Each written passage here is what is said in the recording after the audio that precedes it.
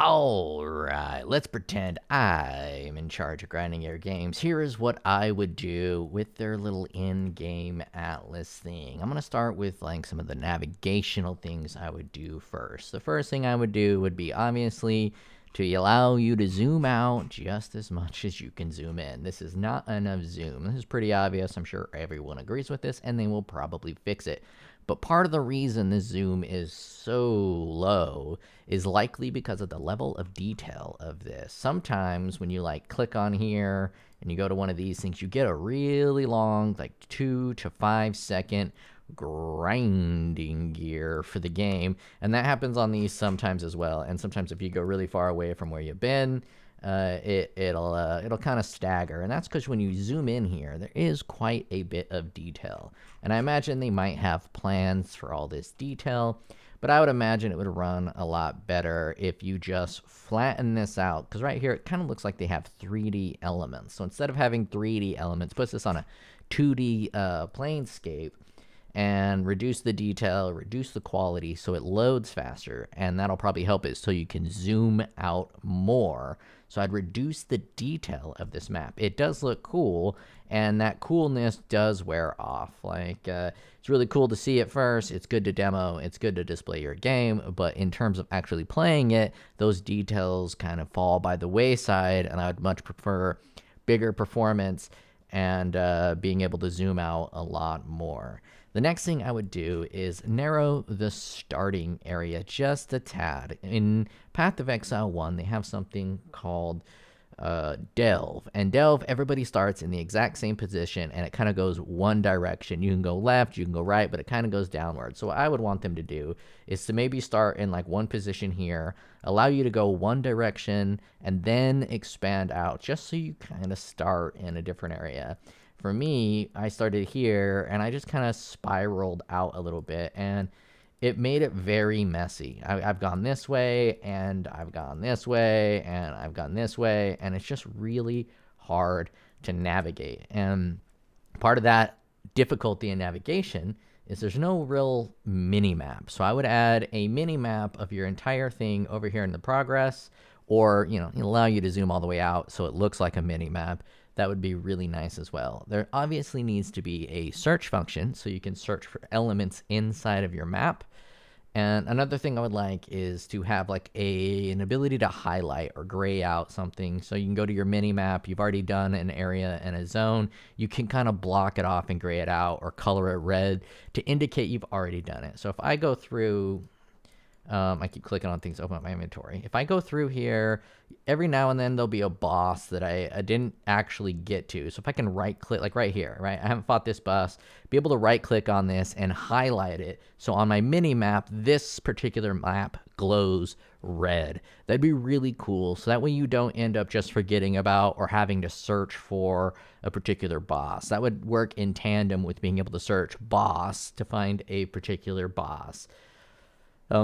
I think those would be the biggest details that they would need to do in terms of like usability and navigation. So now I'm going to talk about what I would like them to, what I would do if I was in charge of GGG with these towers. I'd completely remove the tower as a map. You don't run the tower as a map. All this is a placeholder for a tablet. And in my opinion, GGG's and Path of Exile's best quality is their currency system. They have nailed the currency system in Path of Exile 1, and they're doing a pretty good job in Path of Exile 2. So what I would do is make the tablets permanent, and so you can insert and remove from these towers. You put the tablet into the tower, and when you've ran all the maps in the area, you remove the tablet. So the tablet no longer does things like irradiate maps. It'll do things like magic find on maps or breach on maps. So you can build tablets that are for breach. You can build tablets that are for all the game mechanics that you want to do. So if you want to be running breach, you can grab your 5 really nicely tuned breach tablets. So you can get perfect magic find on it. You can get perfect breach chance on it, and you can just move that along with you. And then what you do for maps in order to irradiate them is you turn irradiation into a currency. So you can find those currencies to radiate a map. So you'll have a radiate currency. We can call that, I don't know, maybe like a chisel or a sexton. Put that currency in there so you can irradiate the map with the chisel. And you can make the chisels I'd probably put the chisels maybe a little bit under divine rarity. So it's really a valuable pump up for a map to irradiate the map, and you can do it with the chisel. And that way you can chisel your favorite maps and you can unchisel your least favorite maps. And what I would do with bosses is I would remove bosses from the maps completely, and then, or maybe keep them as is, but I would add a boss currency. I would have a boss currency for each different boss. So when you kill a boss, and I would also add that. Sorry, I'm just free flowing these ideas. I would also add it into here. So in your boss node, you have these boss nodes here, like 25% rarity of items from bosses. You can have 25% chance for a boss to drop a sexton, and we can have the sextons add a boss to a map. So you can find your favorite map and you can add a boss to your favorite map by using a currency. We'll make that one easily a divine rare level. And then you can irradiate that map with the currency, and then you use your tablets to format how you want that map to run in terms of what content you want. I think that would be really cool, and that's what I would do in terms of that. And that's how I would handle the map situation. I think that would pretty much fix all of the main problems I have with it. So you'd be navigating along and you'd be just pulling out your tablets and inserting it. So like right here, I need to run this. So instead of running it, I would just pull the tablet out of here and I would insert that in here. And it wouldn't irradiate maps in the area like it was doing. It would just apply the tablet effects. And then if I wanted to irradiate maps, I'd have to apply currencies onto that map. And one of the cool areas about this is you can kind of path in two different directions. You can make one your generalized pathing, and you make the other one like your super juiced pathing. So if you find an area with like really dense towers, you can save all your currency and you can irradiate all the maps in that area. Then you can add bosses to all the maps in that area, and then you could do like a really nice bossing run. So you can build one build that's good for regular mapping, and you can do that on the left side of your tree, and then you can build a different build that's really good for bossing. So you have two characters or something like that. And then you can run your bosser and hit boss after boss after boss and allow you to do some boss farming. I think that would work a lot better, and it adds multiple new currencies, and I really love the currency in Path of Exile. And I think if they added more currencies to be able to apply to these maps, that would be pretty dope. Now, that's what I would do with the tablets and the towers. Now, here's just some extra, like, fun things you can do. I would put world bosses and bandits in this bitch. Like, it'd be roaming bandits that goes into these maps, and there'll be a bandit on the map, and if you've already ran the map and you can path to it, you can just then go in there and you fight a bandit horde. So it's a special event, kind of like rare maps in Path of Exile 1. You had, like, Coward's Trial, and that's the only one I remember, and, yeah, yeah, wow, Coward's Trial is my favorite, and it's the only one I remember. But they had all those unique maps in Path of Exile 1, and I think bandits would kind of work like those unique maps. They roam around in your thing, and you go in there, and you can kill them, and you have them have special effects, like maybe bandits drop extra gold, like 1,000% increased gold when you go into a bandit realm, and you kill all the bandits. And there's so many different tribes, and there's so much lore inside of Path of Exile. They can expand that with the bandits. You have bandits from each different tribes, and you maybe can have two warring bandit factions in one map. So there's bandits fighting bandits, and you go in there and you can kill all the bandits, or you can side with one side of the bandits, so you join a group of bandits to kill another group of bandits, or pirates, or whatever you want to call it. And then for world bosses, one of the best parts about Path of Exile 1, in my opinion, is they did a very good job of doing cosmic horror, and I'm a fan of cosmic horror. Cosmic horror kind of creeps me out. Cosmic horror is like spatial horror that's almost to the point where it's unimaginable to the human mind of what these things are. Like a blobular, shapeless monster that's the size of our solar system that we just can't possibly comprehend, but maybe do some like world bosses like a flying whale, or get super meta with the flying spaghetti monster, and those world bosses kind of roam around your map, and every now and then they'll come close to one of your map positions, and here I am pointing at my screen. It's if you could see me pointing where I'm pointing at my computer screen. They'll roam around your map, and let's say the world boss comes to like right here, and you can go, and it's just a boss that randomly flies around your map. You can go in there, you can kill it, and it can drop like special boss parts that you can then fight a different boss with. It'd be really cool to do that kind of stuff. This is all icing on the cake, right? This would be like 3 years down the line type of shit. The first two things I talked about with the navigation of the tablets, I think those would be almost like before this launches, fix those kind of things. This would be an added bonus.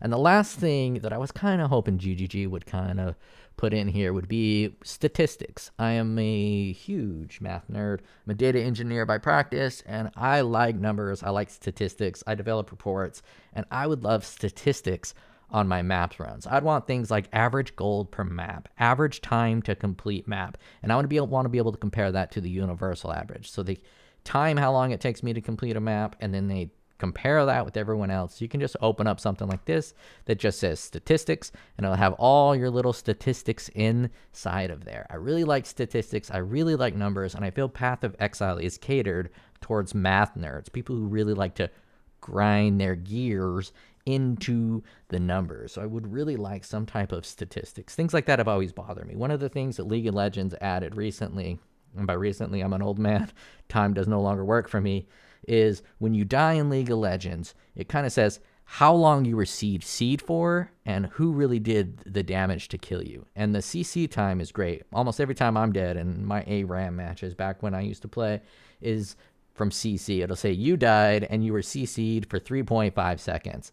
That's really cool, and I want some of that statistics to be in Path of Exile 2. That's pretty much it. So we got navigating, zooming out, reducing the detail, adding an ability to highlight maps and to like gray out areas you've already completed, adding in a mini map maybe. And then for the tablets, move the tablets around and then use currency to irradiate and add bosses. And then, you know, maybe add some bandits and some world events. And I think that would pretty much fix it up. I think I would love this in game that way, but right now this is a huge pain to navigate. It's way too zoomed in. I get lost, and my dumbass I don't even know how to get to a starting place. Is it this button? There you go. That's how you get home. At least there's a home button. Yeah, I spiraled out. I should have just went one direction, even though I hate the band. I should have embraced the one direction and just went straight one direction until I ran into an error. But I didn't know what I was doing. I didn't know what I was expecting, so I just spiraled out everywhere, and it made it a complete mess to navigate. And I'm just going to abandon all of this effort that I had to go in every direction, and I'm just going to start going in one direction. I don't know where, but I'm just going to start going one direction. I'm going to pick a direction, and I'm just going to go one direction. It's going to be so much easier. And if they would have just pigeonholed me just a hair, held my hand just a tiny amount, just to point me in one direction, and then I can expand from there. That's what I would do if I was running Grinding Gear games. Hopefully they're already thinking about this stuff. They likely are. They seem to be pretty good at developing games, and I think they are just starting to cook on the end game and just starting to cook on some of these other mechanics, and they probably focus primarily on the gameplay and the first 3 acts of the campaign, because the gameplay in Path of Exile 2 is so good that it justifies really, really bad game design in a lot of other areas because the combat is so good.